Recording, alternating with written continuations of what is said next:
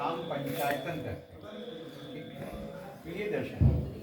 और इनकी विशेषता ये है कि इनकी स्थापना आज से लगभग 2000 वर्ष से कुछ अधिक समय पहले की बात है।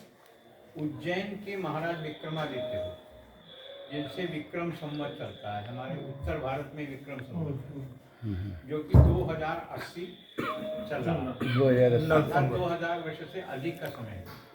वो महाराज जब यहाँ पर आए श्री अवध में, तो यहाँ पर उन्होंने 5 मूल मंदिरों की स्थापना की और 2 मंदिरों का जीर्णोद्धार किया। अर्थात आज के 2000 साल पहले यहाँ 7 मंदिर थे। वो 7 मंदिर कौन कौन से थे? पहला था श्री राम जन्मभूमि, दूसरा कनक भवन, तीसरा राजगद्दी मंदिर, चौथा लक्ष्मण जी का मंदिर और 5वां आदि शक्ति देवी का मंदिर। ये 5 मंदिरों की उन्होंने स्थापना की और 2 मंदिरों का उन्होंने जीर्णोद्धार किया, एक हनुमान जी का स्थान और एक महादेव जी का स्थान। तो ये 5 और 2 7, अब 7 के 7000 से ज़्यादा हो गए।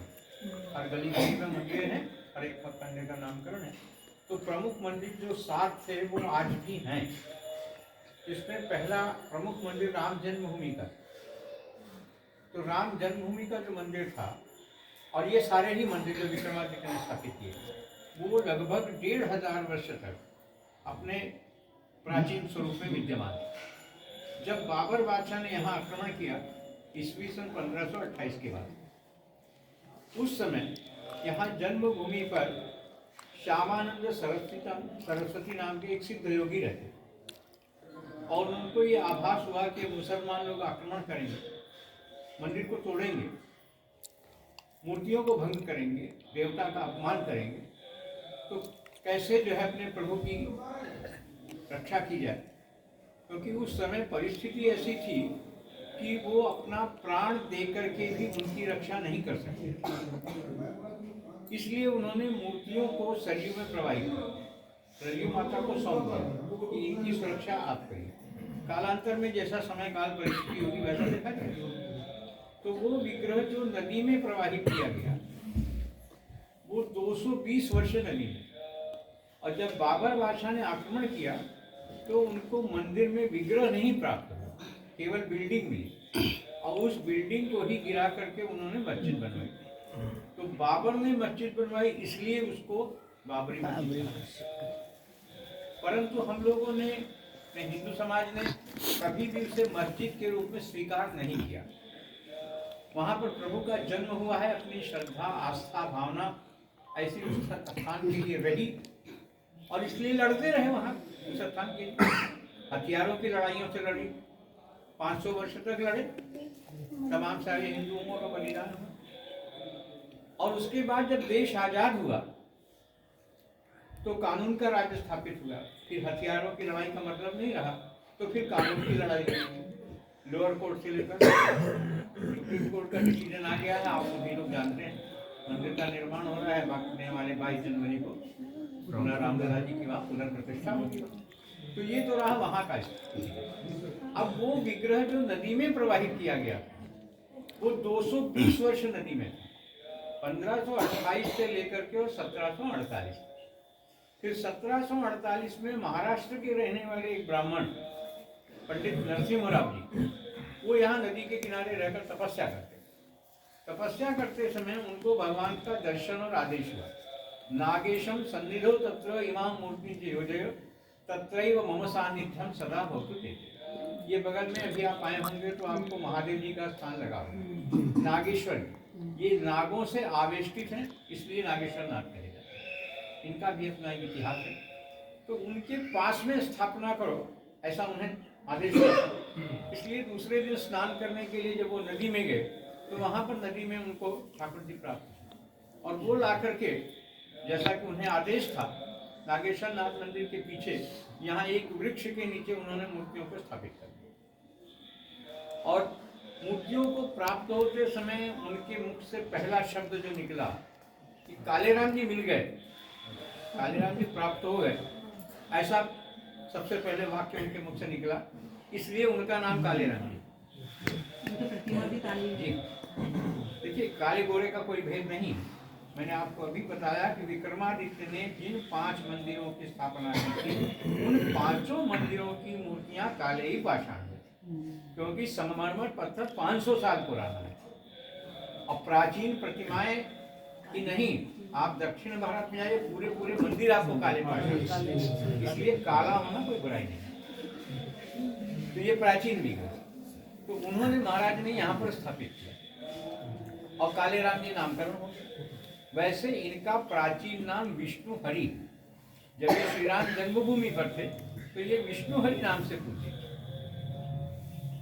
क्योंकि अयोध्या में सप्त हरि हो गए, विष्णु हरि, धर्म हरि, चक्र हरि, बिल्व हरि, गुप्त हरि, पुण्य हरि, चंद्र हरि, ये सप्त हरि हैं, जिसमें से ये विष्णु हरि। तो यही मूर्ति वही थी पहले जो है राम जन्मभूमि, वही बता। तो यहाँ पर आए इनको 325 वर्ष, 1748, आज 2023 समाप्त होने वाला है, आप जोड़ लीजिए कितने वर्ष। तो ये 1500 वर्ष लगभग जन्मभूमि पर थे, 220 वर्ष नदी में थे और 325 वर्ष यहाँ पर। ऐसा ही इनका इस स्थान का ही है।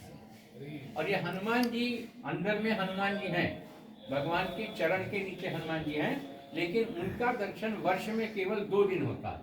एक तो रामनवमी के दिन होता है और एक वर्ष का पहला दिन हमारा जो चैत्र महीने का होता है, नवरात्र की स्थापना होती है, 1 घंटे के लिए वो दर्शन अंदर के हनुमान जी का सिर्फ होता है।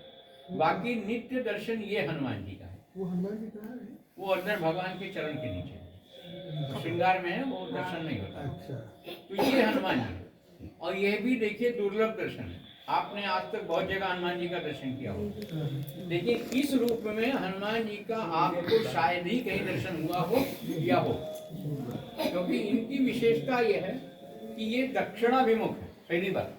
तो दक्षिणाभिमुख दर्शन तो खैर बहुत जगह हो जाता है, मध्य प्रदेश में, महाराष्ट्र में उधर होता है, लेकिन देवी स्वरूप में कहीं दर्शन नहीं है।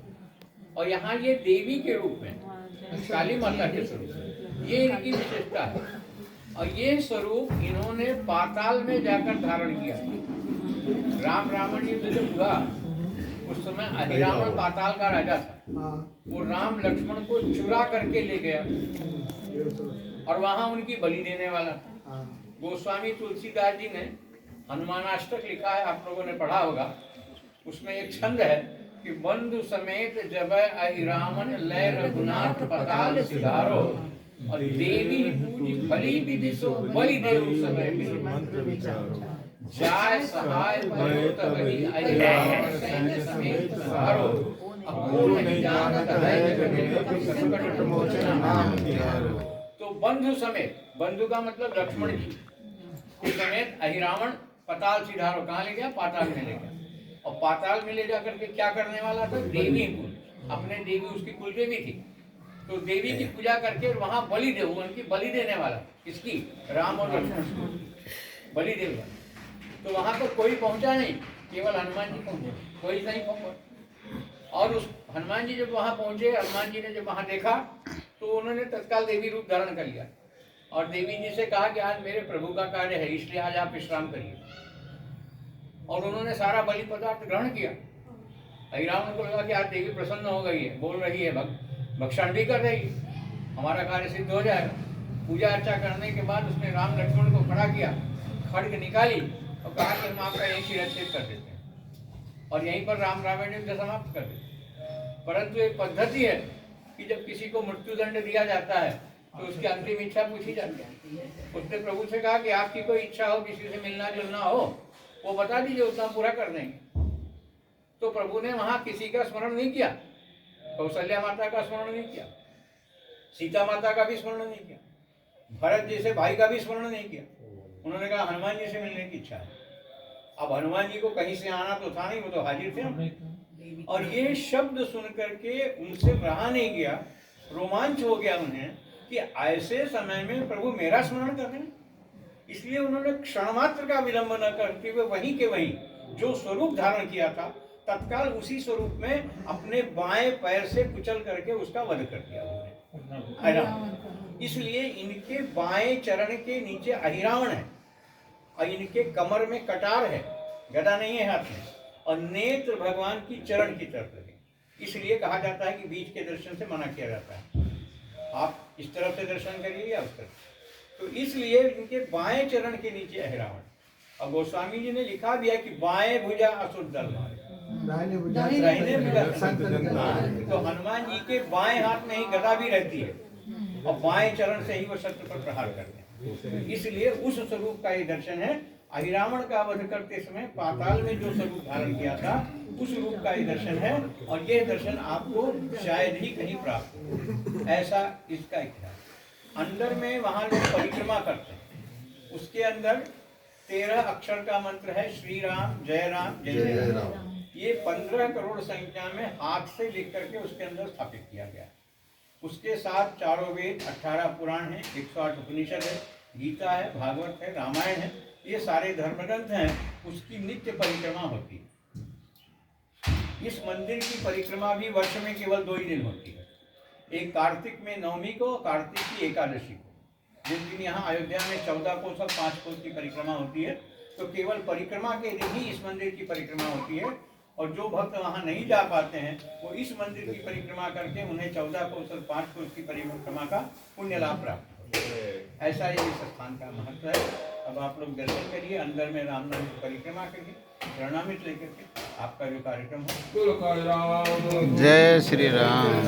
जय श्री राम।